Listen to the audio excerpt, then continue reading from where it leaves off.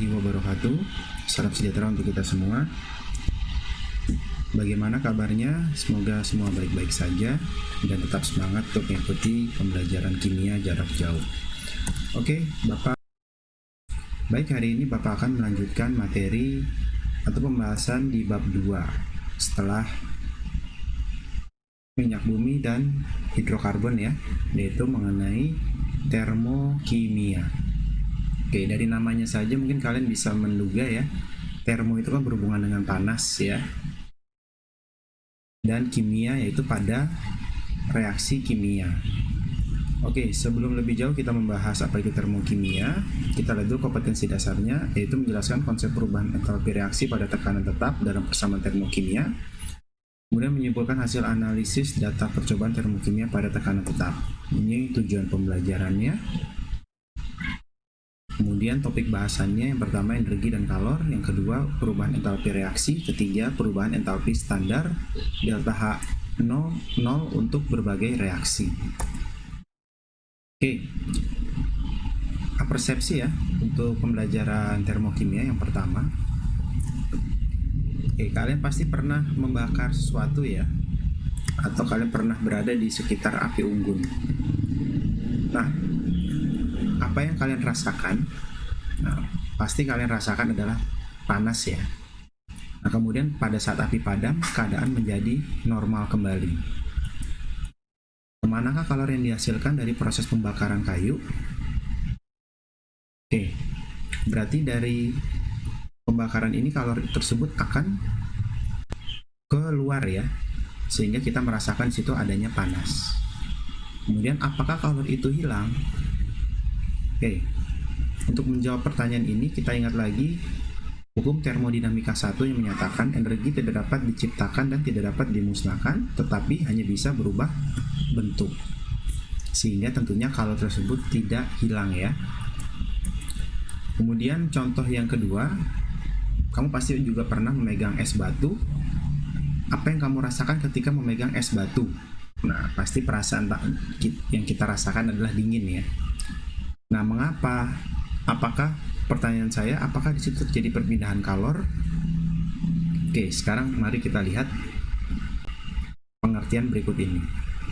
Nah, tadi ada dua contoh.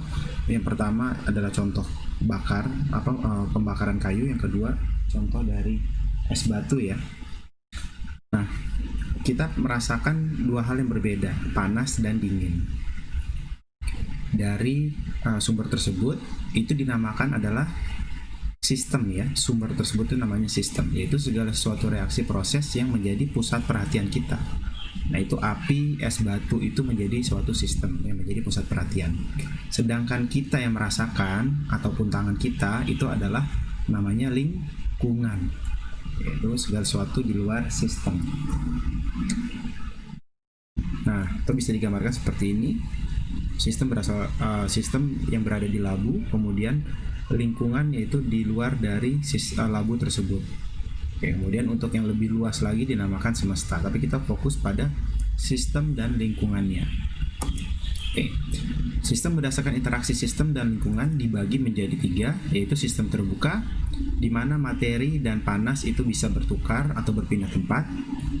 Kemudian sistem tertutup, jika diberikan sumbat, nah itu materi tidak bisa berpindah, tetapi panasnya masih bisa berpindah ya.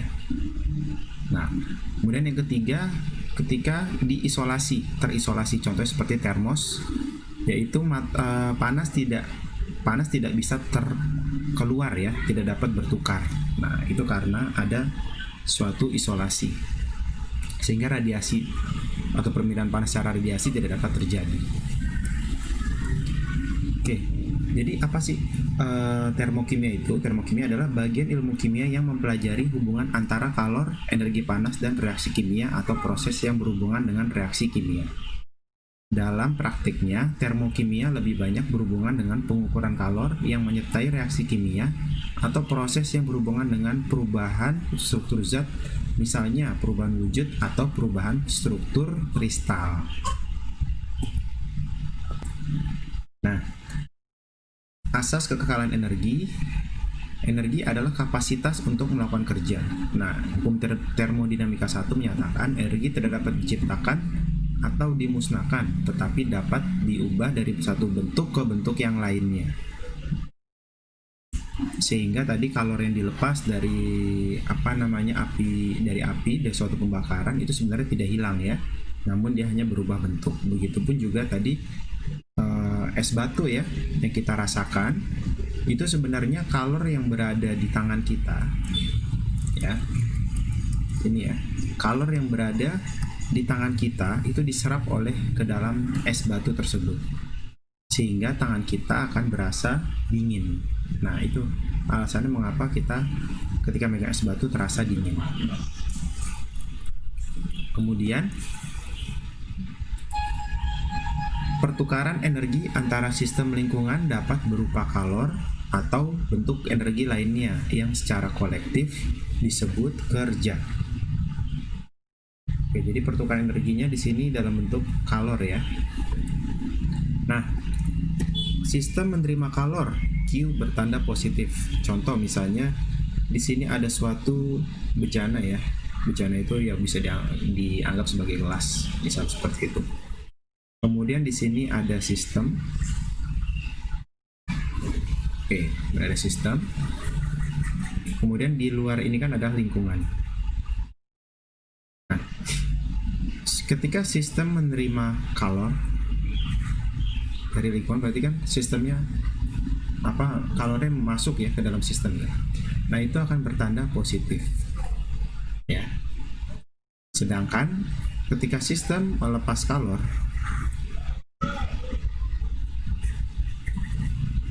ini lingkungan, ketika dia melepas kalor ya, maka kalor tersebut kan akan ke arah lingkungan ya, maka dia akan bertanda negatif, artinya dia kehilangan kalornya. Nah, kalau positif berarti artinya dia bertambah menerima kalor.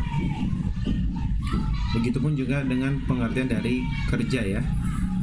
Untuk bentuk energi, di sini energi bisa terbagi menjadi dua ya. Di sini energi kinetik dan energi potensial. Nah, energi kinetik itu ada artinya kan energi gerak ya. Kalau potensial itu yang diam. Nah, jumlah dari energi tersebut itu dinamakan energi dalam ya. Jadi setiap benda itu memiliki energi dalam. Nah, perubahan entalpi sekarang. Pengertian dari entalpi adalah sejumlah energi yang dimiliki sistem pada tekanan tetap ya. Energi ini bisa berupa kalor ya. Nah, perubahan entalpi adalah perubahan energi yang menyertai peristiwa perubahan kimia pada tekanan tetap. Oke. Sehingga entalpi reaksi pada tekanan tetap itu delta H-nya sama dengan kalor reaksi. Perubahan entalpi tergantung pada keadaan awal dan akhir saja, sehingga delta H-nya sama dengan entalpi akhir dikurang entalpi awal. Oke. Kemudian reaksi eksoterm dan endoterm. Nah, tadi ada kalor yang dilepas, kemudian ada kalor yang diterima. Nah, pengertian dari reaksi ketika kita menerima kalor dari sistem, nah, maka kita akan merasa panas. Nah, itu disebut dengan reaksi eksoterm. Ya, yaitu di mana kalor mengalir keluar dari sistem. Oke.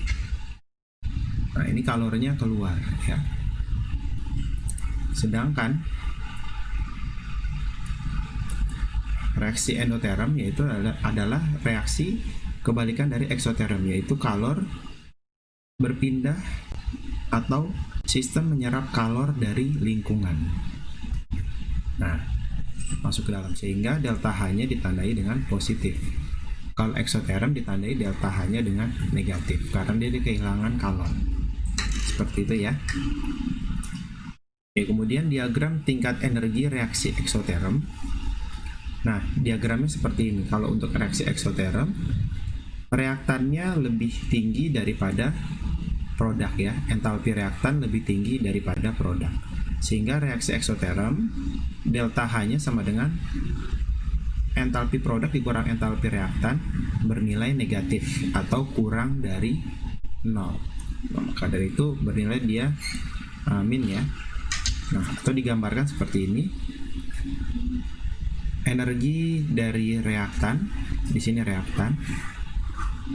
Kemudian setelah menjadi produk ya, kita lihat di sini energi produk di sini lebih rendah kan daripada energi reaktan. Nah, maka dari itu delta H-nya bisa bernilai negatif seperti itu. Ya. Sedangkan untuk endoterm, entalpi reaktan itu lebih tinggi, sedangkan untuk endoterm, entalpi produk itu lebih tinggi daripada entalpi reaktan, ya, sehingga delta H-nya produk dikurang reaktan itu bernilai positif. Nah, digambarkan seperti ini. Energi dari produk dia lebih tinggi ya daripada energi dari reaktan, sehingga produk dikurang reaktan itu bernilai positif. Seperti itu ya. Perubahan entalpi standar sekarang digambarkan dengan delta H0. Nah, entalpi pembentukan standar atau delta H0F yaitu adalah perubahan entalpi yang terjadi pada pembentukan 1 mol suatu senyawa dari unsur-unsurnya yang paling stabil pada keadaan standar. Nah, kita lihat di sini pembentukan 1 mol suatu senyawa dari unsur-unsurnya, ya, dari unsur-unsurnya. Unsur-unsur itu apa? Unsur itu bisa O2, ya kan? Bisa H2. Nah, bisa apa lagi? Macam-macam ya. Bisa Mg, bisa Ca, dan lain-lain. Nah, itu adalah unsur-unsurnya. Contohnya ini. Grafit atau karbon bereaksi dengan oksigen menjadi karbon dioksida. Nah, delta HF-nya negatif 393,5. Berarti ini reaksi apa? Berarti ini reaksinya eksoterm karena bernilai negatif. Sedangkan entalpi penguraian atau delta HD ini delta HF ini adalah formation, pembentukan. Kalau delta HD decomposition, yaitu penguraian. Perubahan entalpi pada penguraian 1 mol suatu senyawa menjadi unsur-unsurnya yang paling stabil pada keadaan standar. Nah, ini kebalikan dari pembentukan ya. Karena ini menjadi unsur-unsurnya. Berarti contoh yang di atas dibalikin lagi. Karbon dioksida diurai menjadi grafit dan O2. Ya. Ingat 1 mol senyawa ya, 1 mol senyawa. Oke. Di sini didapat delta HD-nya positif 393,5. Oke. Nah, karena kebalikan ya dari pembentukan standar seperti itu. Oke. Delta HD sama dengan min delta HF. Kemudian untuk yang ketiga yaitu entalpi pembakaran standar atau delta HC. C itu artinya combustion. Perubahan entalpi yang terjadi pada pembakaran 1 mol suatu zat secara sempurna keadaan standar. Nah, dalam keadaan sempurna itu yang dihasilkan hanya CO2 dan H2O. Ya, itu pada keadaan sempurna. Pasti dibutuhkan O2, oksigen. Ini pasti ya, dibutuhkan ini. Nah, pada reaksi pembakaran pasti dirasakan apa? Panas kan? Nah, maka dari itu entalpinya juga bernilai negatif ya, atau dia melepas panas. Exotherm. Untuk keempat, entalpi netralisasi standar atau delta HN, itu perubahan entalpi yang dihasilkan selalu exotherm pada reaksi penetralan asam atau basa pada keadaan standar.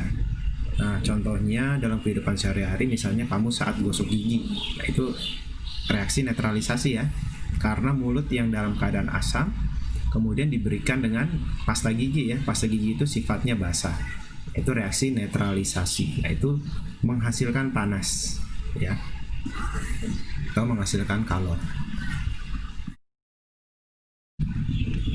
Oke. Dari contoh ini mudah-mudahan kalian bisa mengerti ya. Nah, kita sekarang ke latihannya. Dalam pernyataan berikut, golongkan mana yang merupakan reaksi endoterm dan reaksi eksoterm. Oke, silakan kalian kerjakan. Di sini Bapak kasih contoh misalnya ya, tabung LPG yang terasa dingin saat memasak. Berarti kalau terasa dingin, berarti artinya kalor itu kita terima atau kalor dari tubuh kita diserap. Nah, kalau terasa dingin pasti kan kalor dari tubuh kita diserap ya. Nah, ini berarti sifatnya